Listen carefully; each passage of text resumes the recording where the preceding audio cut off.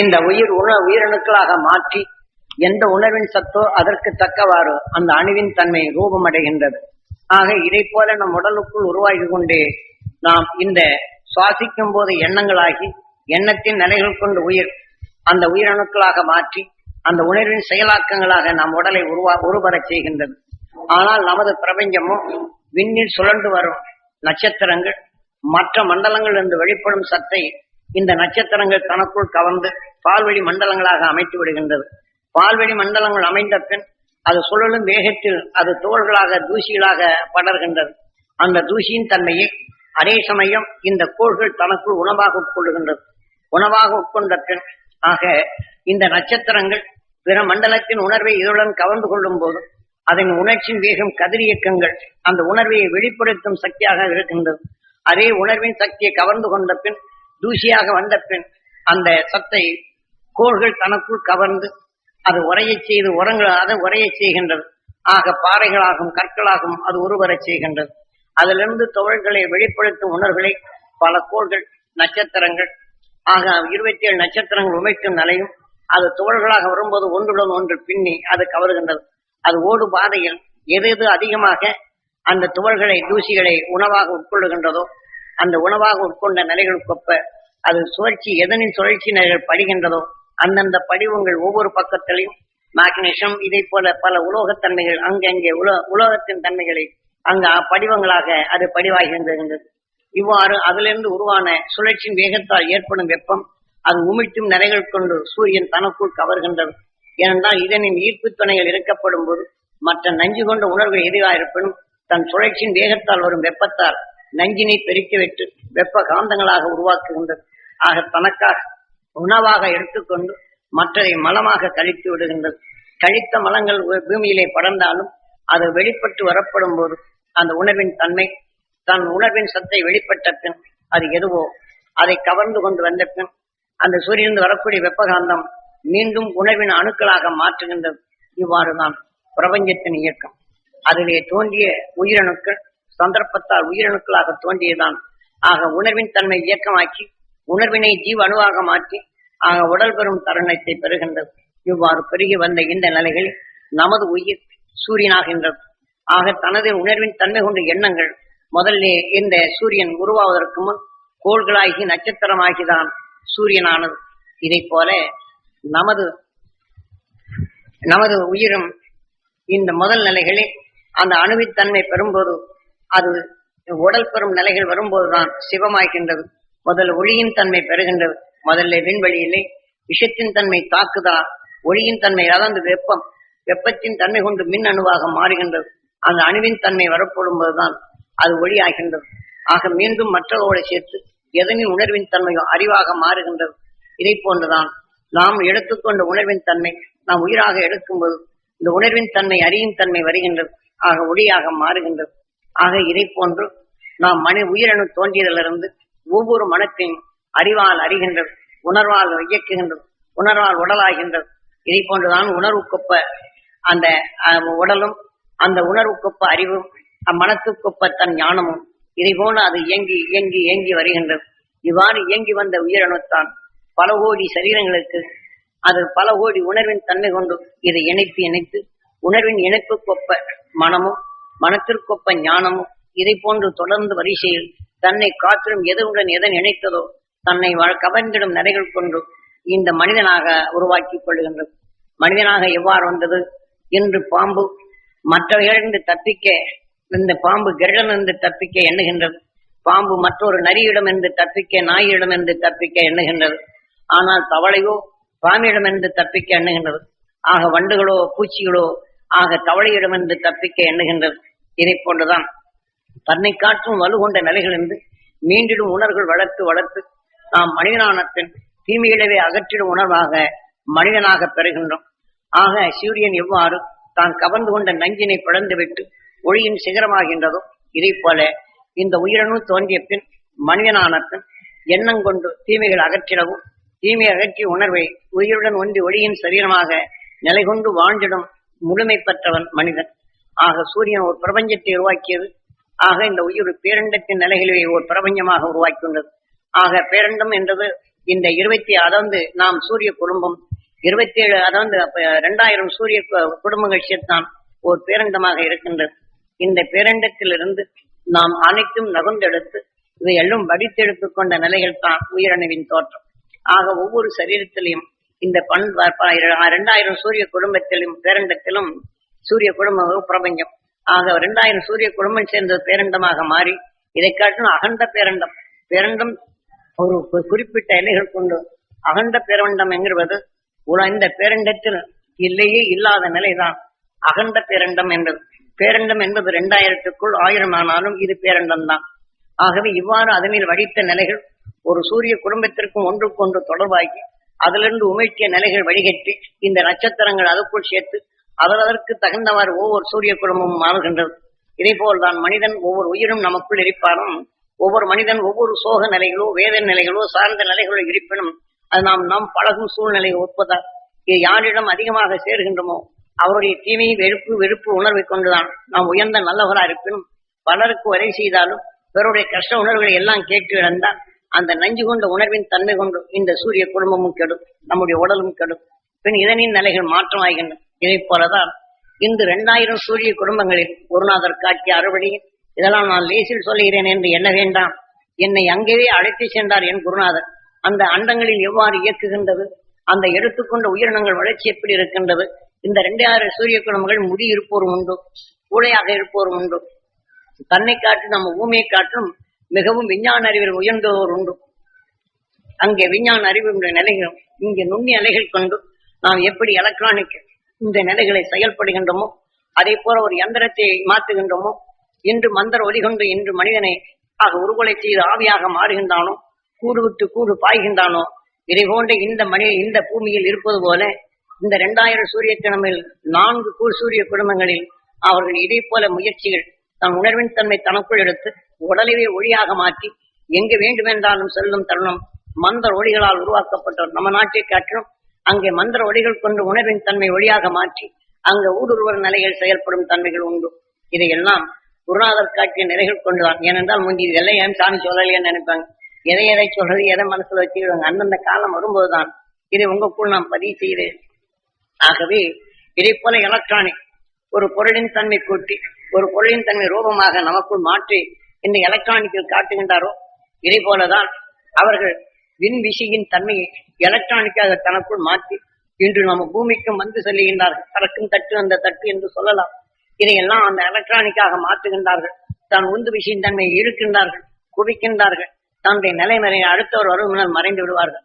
இதை போன்ற எலக்ட்ரானிக் இவர்கள் செய்யும் விஞ்ஞான அறிவு போல அவர்கள் விஞ்ஞான அறிவிலே மேன்மை கொண்டவர்கள். ஆக அதே போல நம் பூமியில் வந்து செல்லுகின்றார்கள். அதே உணர்வலைகள் இன்று நம் பூமியில் கவர்கின்றது. ஒரு எலக்ட்ரானிக் நிலைகளை ஒரு மனிதனை எடுத்துவிட்டால் இது அலைகளாக பிரிக்கப்படும் நிலைகளும் இன்று நம் நாட்டிலே நம்ம பூமியிலும் இது நடக்கின்றது. ஆக உணர்வின் தன்மை எலக்ட்ரானிக்கில் இணைத்த பின் இது அலைகளாக மாற்றி மீண்டும் எங்கேயும் ஊடுருவி அந்த உணர்வின் தன்மை எங்கே வேண்டுமென்றால் செலுத்தப்பட்டு அந்த எலக்ட்ரானிக்கும் கரை கொண்டு மற்ற எந்திரங்களையோ சாதனங்களையோ இயக்கிவிட்டு இனம் புரியாத நிலைகள் செல்லும் நிலைகள் உண்டு. இப்ப எலக்ட்ரானிக்கின் நிலைகள் கொண்டு இன்று லேசர் கதிரியக்க பொறிகளை கொண்டு இன்று மற்றொரு நாட்டினுடைய நிலைகளில் ஊடுருவப்பட்டு அந்த எலக்ட்ரானிக் நிலையை கதிரியக்கங்களை பாய்ச்சிட்டு அது மின் அணுவாக அவருடைய அதிர்வின் நிலைகள் கொண்டு அங்கு இருக்கக்கூடிய நுண்ணி அறிவுகளையும் எந்திரத்தின் மூலியமாக காண்கின்றான். இந்த ஒரு ஊசி நிலைகளை நாம் கண்ணால் பார்க்கவில்லை என்றால் ஊசியின் முனையின் எந்த அளவுகோல் என்ற நிலைகளையும் விண்ணிலே பறந்து கொண்டே பார்க்கும் நிலைகளுக்கு விஞ்ஞான அறிவு நம் நாட்டிலே வந்துவிட்டது. காரணம் இதனுடைய நுண்ணி அறிவினை காட்டப்பட்டு இதனை நிலைகள் கொண்டு வளர்க்கின்றான். இதை போல இப்போ சாதாரண கருவின் உணர்வின் தன்மையை பழக்கப்பட்டு இந்த கதிரியக்கத்தால் அலைகளாக பிரிக்கப்பட்டு அதன் அளவுகோள்களை அவன் திறந்து அடைகின்றான்.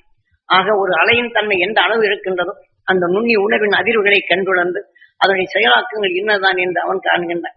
இதை போலதான் பூமிக்குள்ளும் கதிரியக்க சக்திகளை ஊடுருவச் செய்து அதனை நுண்ணி அளவுகோள் மற்ற உணர்வின் இயக்கங்கள் அளவுகோலை கண்டு இன்னென்ன பாகங்கள் இன்னென்ன உணர்வு உறுப்புகள் உருவரும் சக்திக்கு தகுந்த அங்க பொருள்கள் வளைகின்றது என்ற கண்டுபிடிக்கும் உணர்வுகளும் விஞ்ஞான அறிவால் வந்துவிட்டது. மெஞ்ஞானிகளோ அவர்கள் கண்ணின் நிலைகளை எதன் பக்கம் பாய்ச்சுகின்றனோ ஊடுருவி அதனை உணர்வின் தன்மை அறிந்து தனக்குள் நுகர்ந்து தான் யார் தன்னை அறிந்து கொண்டவர்கள். ஆக விண்ணுலக ஆற்றலும் பேரிண்ட உணர்வுகளும் தனக்குள் அவர்கள் கவர்ந்து ஆக மனிதனானது தீமைகளை படர்ந்து உணர்வுகள் ஆக கதிர் இயக்கங்களாக மாற்றினார்கள். தன் உணர்வின் செயலை அனைத்தும் தன் எண்ணங்களை ஊடுருவி ஒவ்வொன்றும் தனக்குள் கவர்ந்து அந்த உணர்வின் செயலாக்கங்களை தனக்குள் பிளந்திடும் சக்தியாக அணுக்களை வளர்ச்சி செய்யப்பட்டு இதே போலதான் தீமையான நிலைகளை சுற்றி பொசிக்கினான் தன் உடலை. ஆக மற்ற இருளை போக்கும் உணர்வை தனக்குள் விளைவைத்தான். உயிருடன் ஒன்றினான், துருவ நட்சத்திரமானான்.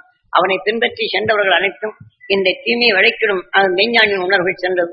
விஞ்ஞானிகளோ இன்று அணுவை பழந்து அணுவின் தன்மை கொண்டு ஆக கதிரியக்கங்களாக மாற்றி அந்த கதிரியக்க பொறிகளை ஒன்றுடன் பாய்ச்சப்படும் ஒளி அலைகளை கண்டுணர்ந்து அதனின் ரேசரை அதனுடைய இயக்கம் எவ்வாறு அவருடன் கலந்த நிலைகள் எது என்று தனக்குள் விரிப்படுத்தி இன்று விஞ்ஞானிகள் அறிகின்றான்.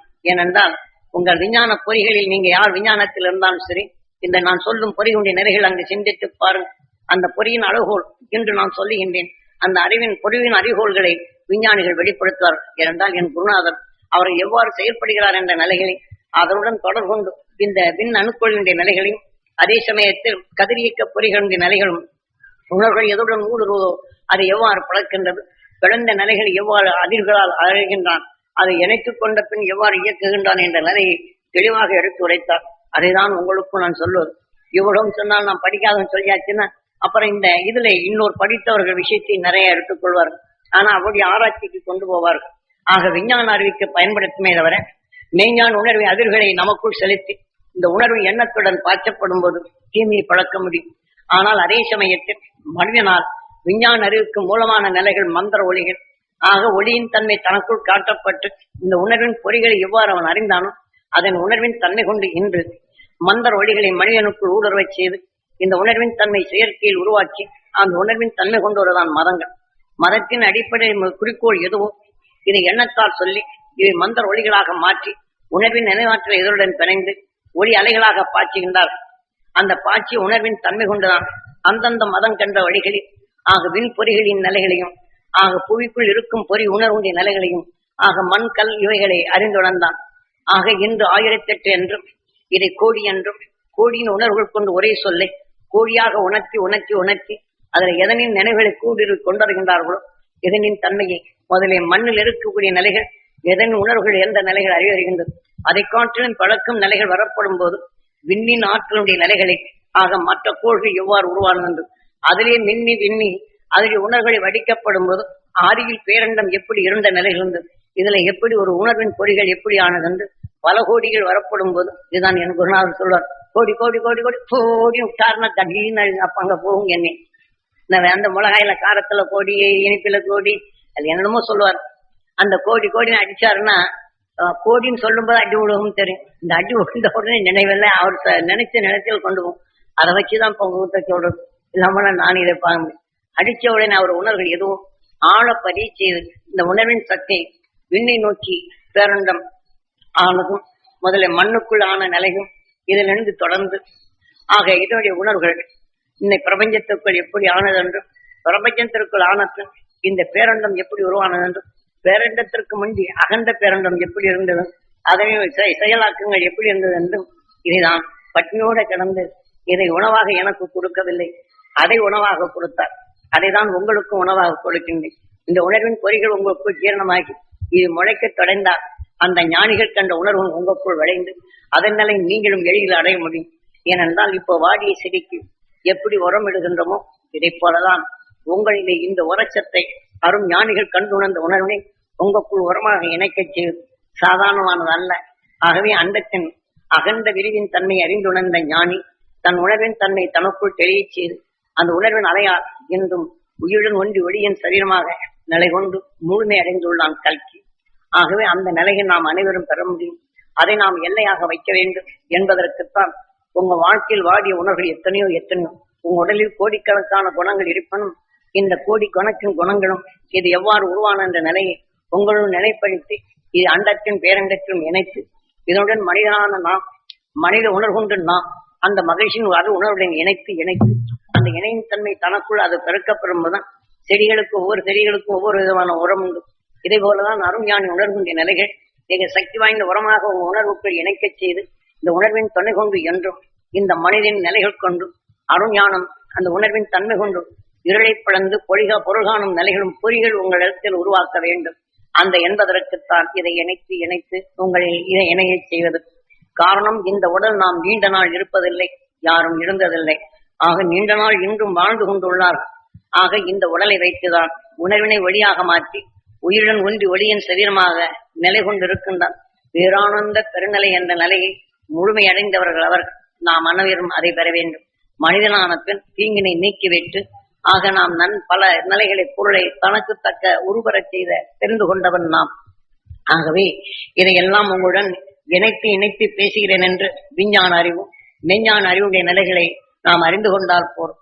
ஆக மெஞ்ஞானி இந்த உயிருடன் ஒன்றி நிலை கொண்டிருக்கும் நிலைகளை செய்தான். ஆக விஞ்ஞானியோ இந்த உடலுக்காக வேண்டி சகல சொர்க்கத்தையும் கொடுத்தான். பேரின்பத்தையும் கொடுக்கக்கூடிய நிலைகளுக்கும் இந்த விஞ்ஞான அறிவு வந்தாலும் இந்த உடலோடு சரி.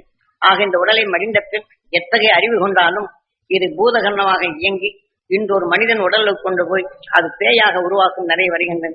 இன்று எந்த மனித உடலில் எதனை கொண்டு வேதனைப்பட்டானோ, எதனை கொண்டு இன்று அழிக்க துணிந்தானோ, இதே போல உணர்வுகள் மனிதன் உடலை விளைந்து சிறிது கோபம் வந்தால் போரும் என்ன வாழ்க்கை என்று இந்த உடலை அழிக்கச் செய்கிறது. சிறிது கோபம் வந்தால் போரும் மற்றவனை எப்படி அழித்துவிட வேண்டும் என்று வருகின்றது. சிறிது கோபம் வந்தாலும் சரி, இதற்கென்று என் கோடி கணக்கான சொத்துகள் சம்பாதித்தாலும் இந்த மார்க்கெட்டையே அழித்து காலி பண்ணுகிறேன் பார், இந்த ஊரவே காலி பண்ணுகின்றேன், இந்த தெருவையை உருவலச் செய்கிறேன் என்ற உணர்வு தான் வருகின்றது. ஆக இந்த உணர்வின் வேகங்கள் வளர்ந்து வரும் இந்த நேரத்தில் விஞ்ஞான அறிவால் வந்த நிலைகள் தான் இந்த விஞ்ஞான அறிவால் வந்த நிலைகள். ஆக விஞ்ஞான அறிவு வருவதற்கு முன் மந்திர ஒளிகளே அதிகமானது. மந்திர ஒளிகளின் உணர்வின் தன்மை கொண்டுதான். ஆக உணர்வின் எண்ணங்கள் எப்படி என்று 100 கணக்கில் அவர்கள் சொல்லும் போது இந்த பூமியை படர்ந்து அதே சமயத்தில் இந்த உணர்வின் தன்மை தனக்குள் விளைய வைத்து இந்த உணர்வால் தனக்குள் அறிந்திடும் உணர்வுகள் இந்த ஜோசியம் செல்வதும் நாடி சாஸ்திரங்கள் எழுதுவதும் இதையெல்லாம் இவன் கற்பித்த உணர்வும் இதனுடன் இணைத்துக் கொண்ட உணர்வும் எதுவும் எவர் பதிவு செய்து கொண்டாரோ அந்த பதிவு செய்து கொண்ட உணர்வுகள் இங்கே இயக்குகின்றது. ஆக நன்மை என்ற நிலைகள் வராது, தீமை என்ற நிலைகள் பதிவு செய்து கொண்டதும் தீமையின் நினைவாற்றலை போட்டு தீமை செய்யும் உணர்வே தான் வருமே தவிர ஞானிகள் தீமையை படர்ந்த உணர்வுகள் இங்கே சிறிதளவு வராது. நீங்க எந்த நாடி சாஸ்திரம் ஆனாலும் சரி, சாஸ்திர விதிப்படி ஜாதகங்கள் குறித்தாலும் சரி, இவன் உருவாக்கப்பட்ட நிலைகள் தான்.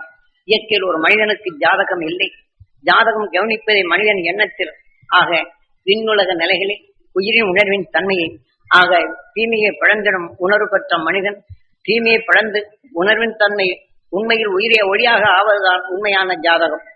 ஆக இவர்கள் சொன்னதுவாறு ஆக இவர்கள் எதை கூட்டி கழித்து உணர்வின் எண்ணங்களை பதிவு செய்தார்களோ அந்த பதிவின் நிலைகளை நாம் தலவீதியாக வைத்து அதனை மீண்டும் விதியாக மாற்றி அதன் வழிகளிலே தான் நாம் வருகின்றோம்.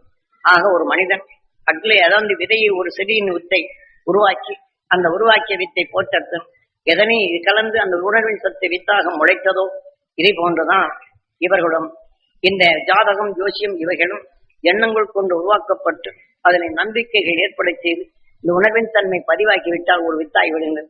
அந்த வித்தின் விளைவுகள் நமக்குள் பழக்கப்படுத்தி விட்டால் நீங்க 1000 தான் சொல்லுங்க, மீண்டும் ஜாதகத்தை தேடி இன்னும் நல்ல நேரம் வருதா கெட்ட நேரம் வருதா என்ற நிலைகள் தான் தேடி செல்ல முடியும். ஆக நல்ல நேரத்தை உங்களால மாற்ற முடியாது. இந்த உடலுக்கென்று நேரம் என்று தேடி அழுவீர்கள். பரிந்து உணர்வு ஆசை ஓங்கிக் கொண்டிருக்கும். அதை நிறைவேறவில்லை என்றால் வேதனைகள் கூடிக்கொண்டிருக்கும். வேதனை கூடிக்கொண்டிருக்கும். தன்னை அழித்திடும் உணர்வை விளைந்து கொண்டிருக்கும். பின் அதனின் நிலைகள் மனித உறவை சீர்குலைத்து விட வேண்டிய நிலைகள் தான் வரும். ஆக மனிதனாக பிறந்தும் ஆக அறிந்திடும் அறிவு ஈழாக இருப்பினும் 7வது நிலைகள் பெறவில்லை என்றால் அறிந்திடும் அறிவின் துணை கொண்டு இருளை போக்க வேண்டுமே தவிர இருளை சேர்த்திடுதல் அல்ல. ஆக 7வது அறிவின் தன்மை கொண்டு பொருளை காணுகின்றோம். மனிதனால் பொருளை கண்ட பின் இருளை நீக்கிட வேண்டும். ஆக மனிதனான நாம் உணவாக உட்கொள்ளும் உணவுக்குள் நஞ்சினை பழக்கின்றது. ஆக நல்ல உணர்வை உணவாக மாற்றுகின்றது. ஆக நல்ல உணர்வின் தன்மை கொண்டு அறிந்திடும் அறிவு வருகின்றது. அந்த அறிந்திடும் அறிவு கொண்டு நாம் நுகர்ந்திட்ட உணர்வுக்குள் இருக்கும் இருளை பழந்திடல் வேண்டும். ஆக இருளை நீக்கி ஒளியின் தன்மை ஒளியாக மாற்றிடும் நிலைகள் பெற வேண்டும் என்பதுதான் ஞானிகள் காட்டிய அந்த அறநெறிகள். அதனை நீங்கள் பெற வேண்டும் என்பதுதான். இதை ஏன் சொல்லுகிறேன் என்றால் இப்போ செடிகளுக்கு ஒவ்வொரு குணங்கள் உண்டு, ஒவ்வொரு செடிக்கும் ஒவ்வொரு உடங்கள் உண்டு. இதே போலதான் நாம் இங்கே அமர்ந்துள்ளோர் பல கோடி தாவர இனங்களை சத்தை உணவாக உட்கொண்டு அந்த உணவின் சத்தை உடலானது ஜீவ அணுக்களாக மாற்றியது. அதனின் மலம் கொண்டு நாம் சரீரம் ஆனவர்கள். ஆகவேதான் இதை போன்ற இந்த உணர்வுகளில் ஆக வாடிய குணங்கள் எத்தனையோ உண்டு, வாடிய உணர்வுகள் பலவும் உண்டு. அருண் ஞானின் உணர்வுடைய நிலைகளை நினைவு கொண்டு இதனை ஒன்றுடன் ஒன்று இணைத்திடும் உணர்வின் தன்மை கொண்டு வாடிய பெயரை நீக்கி அருண் ஞானின் உணர்வின் தன்மை அகில எவ்வாறு பல அணுக்களின் வீரிய உணர்வின் சத்து கொண்ட உணர்வை இணைத்து புது புது வித்துகளை உருவாக்குகின்றனரோ இதை போலதான் அந்த ஞானியின் உணர்வின் தன்மையை மகரிஷியில் உணர்த்திய காட்சிய நிலைகளையும் மகரிஷி ஈஸ்வரவட்டாய குருதேவர் கொடுத்த உணர்வின் துணை கொண்டு வேறெண்டத்தின் நிலைகளை அறிந்து அந்த உணர்வின் தன்மை நுகர்ந்து உணர்வினை நிலைகள் தீமைகளை பிளந்து தீமைகளை பிளந்திட உணர்வை தன்னோடு விளைய வைத்து விளைந்த உணர்வு கொண்டு உயிருடன் ஒன்றி நிலை கொண்டிருக்கும் அவரின் உணர்வுகளை நினைகொண்டு உங்களுடன் இணைத்து இணைத்து இணைத்து இந்த உணர்வின் தன்மை உங்களுக்குள் அது உரமாக இணைப்பதே நிலை. இப்ப நீங்கள் சாஸ்திரங்களும் மதத்தின் அடிப்படையில் காட்டிய சாஸ்திரிய சாஸ்திரங்களும் அதில் எடுத்துக்கொண்ட வேதங்களையும் நீங்கள் படித்து படித்து படித்து அதனை உருவாக்கிவிட்டால் அந்த மதத்தின் பிடிப்பிலிருந்து விலகுவதில்லை. ஆனால் மதத்தின் தன்மை பிடிப்பு ஆக போகும்போது அதில் வரும் நஞ்சின் தன்மை வரப்படும் போதுதான் அந்த மதத்தை விட்டு அடுத்த மதம் தாவினாலும் அதனின்று எனக்கு அந்த கடவுள் செய்வாரா என்ற நிலைகள் தான் இன்று பிரிந்து செல்லும் நிலைகள் வருகின்றது. ஆகவே இந்த ஜாதகமும் மதங்களால் உருவாக்கப்பட்ட வேதங்களும் ஒவ்வொரு மதத்திற்கும் ஒவ்வொரு வேத சாஸ்திரங்கள் உண்டு. அந்த வேதத்தின் தன்மையை தன் மதத்தின் அடிப்படையில் அவர்கள் புகுக்கப்பட்டு அந்த மதத்துக்கென்று அரசனாகி அந்த அரசன் வழிகள் தான் அந்த நாட்டின் தன்மைகள். அவ்வாறு விளைந்த உணர்வுகள் அதிலே விளைந்த உணர்வின் தன்மைதான் இன்று நமக்குள் விளையப்பட்டு அவர்கள் சிறிய வித்தின் உணர்வு கொண்டு இன்றும் அதிலிருந்து நாம் மீள முடியாத உணர்வாக இயக்கிக் கொண்டிருக்கிறோம். ஆகவே இதை போன்று மந்திரம் ஒவ்வொரு மதத்திற்கும் மந்திர ஒளிகள் உண்டு. அந்த மந்திர ஒளிகளின் தன்மை செருகப்பட்ட உணர்வு கொண்டுதான் அதனதன் மதத்தை இறுக்கி பிடித்து மற்ற மதத்தை பழித்து செய்கிறது. ஒரு தாவர இனம் தன் மனத்தின் தன்மை கொண்டு எவ்வாறு ஆக தன் சத்தை அது கவர்ந்து கொள்கின்றதோ தன் உணர்வால் அது கவர்ந்து கொள்கின்றது. தன் மனத்தால் மற்றவை அணுகப்படுவதில்லை. ஆக மதத்தால் கொடுக்கப்பட்ட உணர்வுகள் அனைத்தும் அது தன் எண்ணத்தால் கவர்ந்து கொண்டாலும் அதில் ஏற்பட்ட மனம்தான் அது. ஆக மற்றவர்கள் எது சொன்னாலும் அந்த மனம் தடுக்கத்தான் செய்யும். ஆக அந்த மதத்தின் தன்மை கொண்டு மற்ற மதங்கள் சொல்வதை ஏற்றுக்கொள்ளாது. அதே போன்று மற்ற இடங்களின் இதே போன்றுதான் எண்ணத்தின் தன்மை எதாவது மந்திரத்தால் உருவாக்கி பெற்றால் அந்த உணர்வின் தன்மை தான் மனத்தால் மனம் அதிகமாக அந்த உணர்வின் தன்மை கொண்டு தான் உணவாக எடுத்துக்கொண்டு அது விளைகின்றது. இதை போன்றுதான் மகரிஷிகள் காட்சிய அருள் வழிப்படி உங்களில் மீண்டும் மீண்டும் அந்த விண்வழி சென்ற அந்த உணர்வின் ஆற்றலை உங்களுக்குள் பருகி பருகி இந்த வாழ்க்கையில் வரும் தீமையை அகற்றும் திறனை உங்களுக்குள் அது உரமாக ஊட்டுவது இதற்குத்தான். ஆகவே வீண் என்ற பேச்சில் இல்லை, விரயமாகும் தன்மை இல்லை. அருண் ஞானின் உணர்வுகள் அவர்கள் எவ்வாறு கண்டுள்ளாரோ அதே போல அந்த மகிழ்ச்சியின் உணர்வின் சக்தி உங்களுக்குள் இணைத்து இணைத்து இணைத்து இந்த இணைப்பின் வளர் கொண்டு அது உங்களுக்குள் உரமாக்கி விட்டால் இதில் எண்ணத்தால் நீங்கள் வளரும் அந்த பருவம் வந்து விட்டால் உங்கள் நினைவின் ஆற்றல் அங்கே வருகின்றது. இது பேரானந்த பெரும் செல்வத்தை உங்களில் வளர்த்திட இது உதவும். இதற்கேதான் இதை சொல்வது. ஆகவே ஒவ்வொரு நிமிடமும் ஒவ்வொரு விதமாக இருப்பினும் அந்த மகிழ்ச்சிகள் காட்சிய நிலைகள் நாம் இயங்கிடும் உணர்வுடன் இணைத்து அதன் நினைவினை உற்று நோக்கி அந்த நினைவுடன் இந்த மகிழ்ச்சியின் உணர்வை ஒன்றச் செய்வதுதான். ஆக கடந்த கால நிலைமைகளும் வாழ்க்கையில் வந்த தீமைகளும் மதத்தால் ஏற்பட்ட உணர்வுகளும் ஆக அதனால் ஏற்பட்ட நாம் அதை காத்திடும் உணர்வாக வளைவைத்த நிலைகளை அது உணர்த்தி அந்த உணர்வின் நினைவு கொண்டு மகிழ்ச்சியின் அருள் உணர்வை இதுடன் இணைக்க வேண்டும். இதற்குதான் நாம் தொடர்ந்து சொல்லும். ஆக மகிழ்ச்சிகள் காட்சி உணர்வுகள் இணைத்து வந்தற்கு ஆக நீங்கள் சிந்திக்கும் தருணம். ஆக இதிலிருந்து அருண் ஞானிகள் அவர் இப்படி அதன் மதத்தால் வந்த நிலைகளை பிளந்து ஆக தீமைகளை பிளந்திடும் உணர்வை அவருக்குள் விளை வைத்தாரோ அந்த உணர்வை நுகரும் நிலையும் உங்களுக்குள் கவர்ந்திடும் நிலைக்குதான் இதை வைக்கிறது. ஆகவே இதை ஒவ்வொரு நாளும் நீங்கள் நினைவு கொண்டு நமது எல்லை எது என்று நாம் உயிருடன் ஒன்றிய உணர்வின் தன்மை கொண்டு நாம் எல்லையாக அது ஒளியான நிலைகள் கொண்டு இன்று எங்கு அடைந்து சென்று அதனுடைய குழுமை கூட்டமாக இன்று இயங்கிக் கொண்டிருக்கின்றனரோ அதைதான் நமது எல்லையாக வைக்க வேண்டும். இன்று நாம் இந்த கூட்டமைப்பு குழுவிலிருந்து மனிதனாக வந்த நாம் மீண்டும் நாம் எதனுடைய நிலைகள் எடுத்துக்கொள்ளுமோ அந்த உணர்வின் தன்மை வேதனை என்ற நிலைகள் வந்தால் பாம்பின குழுவில் நாம் சேர்ந்து அதனுடைய கூட்டமைப்பிலே தான் நாம் இணைவோம். ஆக அதே போல கடுகடுப்பு என்ற நிலையை உணர்வை அதிகமாக வளர்த்துக் கொண்டால் நம்முடைய எல்லை எதுவாக வைப்போம் என்றால் தேழ் இனத்தில் போய் வைப்போம். ஆக நமக்குள் உருவான பள்ளி அதனுடைய மலத்தை நாம் உணவாக உட்கொண்டால் நம்மை கொள்ளுகின்றது. ஆகவே இதை போல நாம் நஞ்சினின் மனிதன் நிலைகள் கொண்ட தாயினம் தனக்குள் தன்னை வளர்த்த நிலைகள் நஞ்சென்ற பாய்ச்சிய பின் தாயவை கொண்டிடும் நிலை வருகின்றது. ஆகவே நம்மில் உருவான அந்த உணர்வுகள் அதே பள்ளியின் மனம் அதை நாம் அதில் உள்ள நஞ்சி நமக்குள் வந்து விட்டால் அதை நம்மை கொண்டு விடுகின்றது. இதே போலதான் தாயின்பால் இருக்கும் வெறுப்பினை ஊன்றிவிட்டால் தன்னை வளர்த்த இந்த உணர்வை அதில் விளைந்த உணர்வுகள் தாயை கொள்ள வைக்கின்றது. இதை போன்ற நிலைகளிலிருந்து நாம் மீள்தல் வேண்டும் என்பதற்குத்தான். ஆகவே இந்த உணர்வு கொண்ட நாம் ஒவ்வொரு நொடியிலையும் மகரிஷி ஈஸ்வரவட்டாய குருதேவர் ஒவ்வொரு சந்தர்ப்பத்திலும் இதை போலதான் எனக்கு உபதேசித்தார், உணர்த்தறினார். ஒவ்வொரு காலத்திலையும் என்னை அடிப்பார், ஆக சிந்தனை மேல் நோக்கி செலுத்தும்படி உணர்த்துவார். அவருக்குள் இருக்கக்கூடிய உணர்வின் தன்மையை இதைதான். நான் உங்களை அடிப்பதில்லை. சில நேரங்களில் நான் ஒரு தவறு செய்வதை கண்டுணர்ந்த பின் இந்த உணர்வின் நீக்க அதற்கு அதிர்வை நிலையை ஊட்டி அருஞான் உணர்வுகள் பெற வேண்டும் என்று நான் உங்களிடத்தில் நான் கோவிப்பது. ஆக அருள் உணர்வின் தன்மை பதிந்து உங்கள் அறியாத இருள்கள் பழந்திட வேண்டும், இது நினைவுக்கு வர வேண்டும் என்பதுதான். என் குரு என்னை அடித்தார், என் சொல்லால் ஒரு சொல்லால் உங்களின் உள்ள தீமைகளை அது பிழக்கும்படி நான் சொல்லின் வாக்கினை கடுமையாக சொல்லுவேன். அதை நீங்கள் வேறு விதமாக வாழ்க்கை நிலையில் தவறாக எடுத்துக்கொண்டால் அது உங்களுடைய பிழைகள் தான். ஆக சந்தர்ப்பம் உங்கள் அறியாது இயக்கிக் கொண்டிருக்கும் நிலைகளிலிருந்து நீங்கள் மீள்தல் வேண்டும் என்பதற்குத்தான் இதை நான் செய்கின்றனே தவிர இதனால் பல நிலைகள் உண்டு. இப்போ உங்க வாழ்க்கையில் எத்தனையோ பேரை நீங்கள் கேட்கின்றீர்கள். அவர்கள் கேட்கும் வேதனை கஷ்டங்கள் உங்களிலே இணைந்து விடுகின்றது. இதை போன்ற நாம் எதை இருந்தாலும் ஒரு ஆற்றிலே தண்ணி போகிறதால் அந்த ஆற்றுக்கு மீறிய நிலையில் சாக்கடை கலந்தால் என்னாகும்? அந்த சாக்கடை மனம்தான் வீசும். ஆக ஆரைப்பற நீ ஒரு வாய்க்காலில் ஒரு வீட்டின் கழிவு நீர் சென்றால் அந்த வாய்க்காலின் நீரை கெட்டுவிடுகின்றது. அதே போல பெரும் வெள்ளமாக சென்றாலும் அதிலே பல ஊர்களின் சாக்கடைகள் சேர்க்கப்படும் போது அது என்ன ஆகும்? அந்த சாக்கடை நாட்டமே அந்த ஆற்றிலே கலந்துவிடும். ஆக ஞானியின் மகரிஷி ஈஸ்வரபட்டாய குருதேவர் அந்த அருள் சக்தி நமக்குள் சதா எடுத்துக்கொண்டாலும் நம்மிடம் வருவோர் அனைவரும் என் கஷ்டம் என் துன்பம் என்கிற வகையில அடிக்கடி அவர்கள் சொல்லி என்னிடம் அந்த ஆறாக ஓடும் நரைகள் கொண்டு இதை இணைத்தால் அது என்னவாகும்? ஆக இதை நாம் பழப்பதற்கு எத்தனை கஷ்டப்பட வேண்டும். அதனால்தான் நாம் சொல்லுகின்றோம், நீங்கள் யாரிடத்திலும் சொன்னாலும் நீங்கள் எடுத்துச் சொல்ல வேண்டும். உங்களின் உணர்வின் தன்னை கேட்டாலும் அவர்கள் நீங்கள் எவ்வாறு அணுக வேண்டும், குருவை எப்படி என்ற நிலைகள் சொல்ல வேண்டும். உங்கள் குடும்பத்தில் சிரமங்கள் எதுவாக எழுப்பணும், அந்த சிரமங்கள் எல்லாம் இவையெல்லாம் என்னது என்னை இயக்குகின்றது, இதிலிருந்து நான் மீள வேண்டும், குரு அருள் வேண்டும், மகிழ்ச்சியின் அருள் வேண்டும், நாம் பொருள் காண வேண்டும், இந்த வேண்டும் என்று வேண்டி கிடைக்க வேண்டும். ஆகவே எதையுமே ஏற்றுக்கொள்ளும் பருவம் வருவதான். அதான் வந்த உடனே என்ன செய்வாங்க, சாமி நாள் நல்லதாச்சும் ஒருத்தர் சொன்னார் போறோம், இங்க வந்தவொடனே என் கஷ்டம் என்னை விட்டு போக மாட்டேங்கன்னு கோன்னு அழுவாங்க. நாம திரும்பி நல்லாகி போகணும், எங்கெங்கே நல்லா ஆகுறதுன்னு தான் சொல்றாங்க. ஆக அந்த நிலைகள் இருந்து அவங்க விடுபடுவதில்லை. ஆக இதை போன்று நாம் எதை சொன்னாலும் அந்த உணர்வு முன்னணி வைந்து விட்டால் இந்த உணர்வு இதாகி வேண்டும். ஆகவே நான் இப்போ உங்களுக்கு மட்டுமில்லை, இப்போ எல்லோருடைய நிலைகளும் நாம் கேட்கப்படும் போது இரவு முழுவதுக்கும் என் வாழ்க்கை அதாவது என்னுடைய நிலைகள் அனைத்தும் அதோடு இணைந்து கொண்டே இருக்க வேண்டி இருக்கின்றது.